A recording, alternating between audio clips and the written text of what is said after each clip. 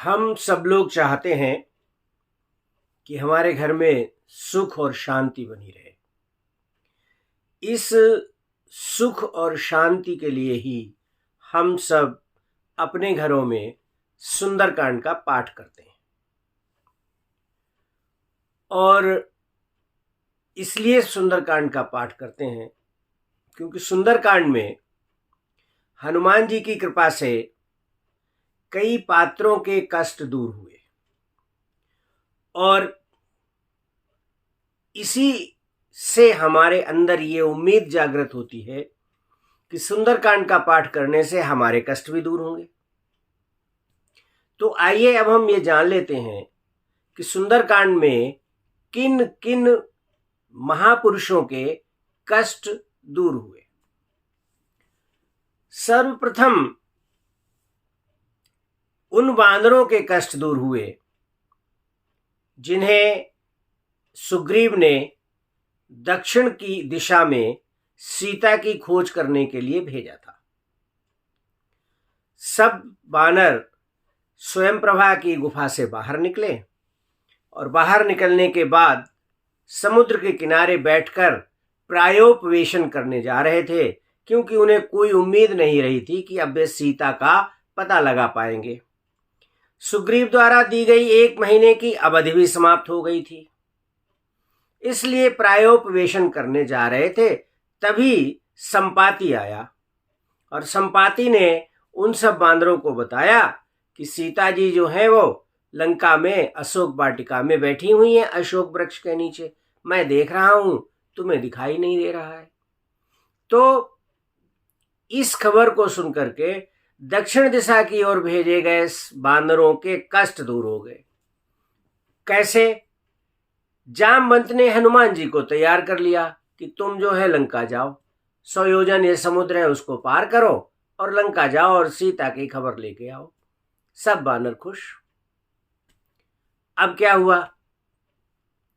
हनुमान जी चले सीता की खबर लेने और समुद्र को लांग के पहुंच गए सीता जी के पास।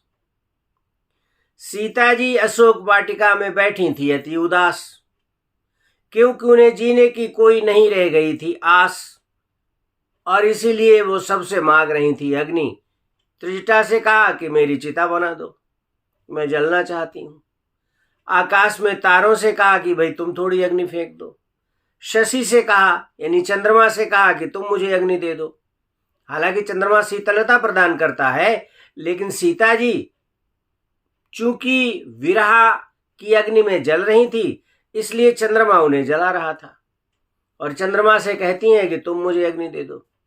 अशोक वृक्ष से कहती हैं हमारे शोक को दूर करो।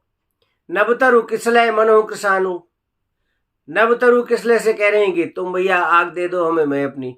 और जब वो जलना चाहती थी और खड़े होकर के अपनी बेणी से अशोक वृक्ष की टहनी में स्वयं फांसी लगा लेना चाहती थी, उसी समय सीता जी के सामने हनुमान जी ने मुद्रिका डाल दी, भगवान राम की मुद्रिका देख के सीता जी खुश हो गई। हर्ष विषाद हृदय कुलानी, तो सीता जी के कष्ट दूर हुए। सुंदरकांड में जगत जननी सीता जी के कष्ट दूर हुए। आगे चलते हैं। सीता जी की खबर लेकर के हनुमान जी जो है वो किष्किंधा पर्वत पे पहुंच जाते हैं और वहां चारों दिशाओं से आए हुए बानर एकत्र होते हैं और हनुमान जी बताते हैं कि भाई सीता जी की खबर लेके मैं आ गया हूं। तो सारे बानर खुश हो जाते, बहुत खुशी होती है सारे बानरों को। तो बंदरों को भी प्रसन्नता प्राप्त हुई। राम, अब आगे क्या हुआ? आगे सुग्रीव के साथ सभी बानर जो हैं वो भगवान राम के पास पहुंचते हैं। भगवान राम अत्यधिक कष्ट में थे, सीता जी के वियोग में बहुत परेशान थे। प्रश्रवण पर्वत पर जो है वो चतुर्मासा कर रहे थे, वर्षा ऋतु को देख के और शरद ऋतु को देख के विरह से व्यथित हो रहे थे।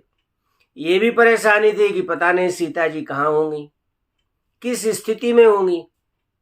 तो लेकिन जैसे ही हनुमान जी को आते देखा, भगवान राम का कष्ट दूर हो गया। राम कपिन जब आवत देखा, किए काजू मन हर्ष विशेखा। हर्ष हो गया। अब क्या हुआ? भगवान राम के कष्ट दूर हुए, माता सीता के कष्ट दूर हुए, विभीषण के कष्ट दूर हुए।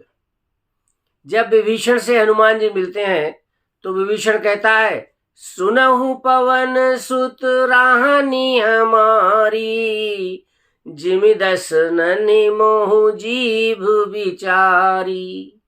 और वही विभीषण जब रावण चरण प्रहार कर देता है और भगवान राम के पास पहुंचता है तो कहता है, अब मई कुशल मिटे भय भारे, देखी राम पद कमल तुम्हारे। हे राम, तुम्हारे चरण कमलों को देखकर मेरे सारे कष्ट दूर हो गए। और भगवान राम ने क्या किया? भगवान राम ने उसको लंका का राजा घोषित कर दिया। जरत विभीषण राख्यऊ, दीन्हु राजु अखंड। तो विभीषण के कष्ट दूर हुए। अब एक था राक्षस शुक, जिसे रावण ने भेजा था विभीषण के पीछे पीछे। वो शुक बड़ा कष्ट झेल रहा था। उसके कष्ट कैसे दूर हुए? उसने भगवान राम के पास से वापस आकर के कहा रावण से कि भाई तुम सीता जी को वापस कर दो। सीता जी को वापस करने का जैसे ही संदेश रावण को सुनाया, रावण ने चरण प्रहार कर दिया। चरण प्रहार कीन। और चरण का प्रहार करते ही शुक कहाँ चले गए? शुक चले गए बंदी राम पद बारहि बारा, मुनि निज आश्रम कहूँ पगुधारा। कौन थे? शुक तो वैसे ही मुनि था। ऋषि अगस्ती की साप भवानी, राक्षस भयउ रहा मुनि ज्ञानी। वो तो बहुत बड़ा मुनि था, बहुत बड़ा ज्ञानी था, लेकिन ऋषि अगस्त की साप की वजह से शुक जो था वो राक्षस बन गया और रावण का अमात्य बन गया, रावण का मंत्री बन गया करके। तो शुक के कष्ट दुख दूर हुए। अब आया समुद्र। समुद्र जो था वो अपने उत्तर की ओर रहने वाले आभीरों से बहुत परेशान। 3 दिन तक उसने रास्ता श्री राम जी को इसीलिए नहीं दी कि श्री राम जी को क्रोध आ जाए, तब मैं जाकर के उनसे विनय करूंगा और श्री राम जी अपने धनुष पर बाण चढ़ा लें। और एक बार श्री राम जी जो है अपने धनुष पर बाण चढ़ाते हैं तो वो खाली नहीं जाता है। समुद्र इसी का इंतजार कर रहा था। और जैसे ही भगवान राम ने धनुष पर बाण चढ़ाया, समुद्र पहुंच गया ब्राह्मण का वेश धारण करके। कनक थारि भरि मनगन नाना, अभिप्र रूप आयु तजमाना। और क्या कहता है भगवान राम से? यही सर मम उत्तर तटवासी, हतहु नाथ खल नर यघरासी। हे प्रभु, इस बाण से तुम हमारे उत्तर दिशा में रहने वाले अघरासी राक्षसों को दूर करो, नाश कर दो उनको नष्ट कर दो। अरे भाई, दक्षिण दिशा में रहने वाले रावण को तो मारने आप जा ही रहे हैं। उसी को मारने के लिए तो आप हमसे प्रार्थना कर रहे हैं कि तुम हमें रास्ता दे दो।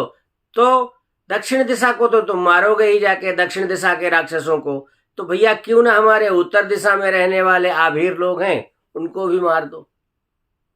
तो सागर के भी कष्ट दूर हुए। तो इस तरह से इस सुंदर कांड में बानरों के, माता सीता के, भगवान राम के, विभीषण के, शुक के और समुद्र के, इतने व्यक्तियों के जब कष्ट दूर हुए हैं, तो इस सुंदर कांड का पाठ करने से हम सब के कष्ट दूर नहीं होंगे क्या?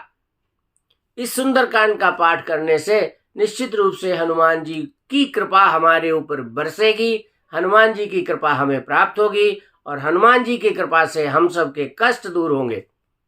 और इसलिए मेरा यह निवेदन है कि अपने घर में नित्य प्रति अगर ना कर सको तो कम से कम मंगलवार को और शनिवार को सुंदरकांड का पाठ अवश्य करें। कोई खास विधि विधान की आवश्यकता नहीं है। जिस तरह से आप करना चाहें उस तरह से सुंदरकांड का पाठ कर सकते हैं, लेकिन सुंदरकांड का पाठ अवश्य करें। एक बार राम का नाम ले देने से पापी तक संसार सागर को पार कर जाता है। तो इस सुंदरकांड में तो भगवान राम का नाम अनेक बार आया है, तो भगवान राम की कृपा हमें क्यों नहीं प्राप्त होगी। इसलिए सुंदरकांड का पाठ करने से हम सबको हनुमान जी की और भगवान राम की कृपा प्राप्त होगी। हनुमान जी हमारे ऊपर प्रसन्न होंगे और हमारे कष्ट दूर होंगे। इस सुंदरकांड पर वीडियो बनाने का यही मेरा उद्देश्य था। और अगले वीडियो में मैं सुंदरकांड की पहली चौपाई, जामवंत के बचन सुहाए, सुनि हनुमंत हृदय अति भाए, उसकी विस्तृत व्याख्या करेंगे। जय सिया राम। वीडियो देखने के लिए आप सभी को धन्यवाद।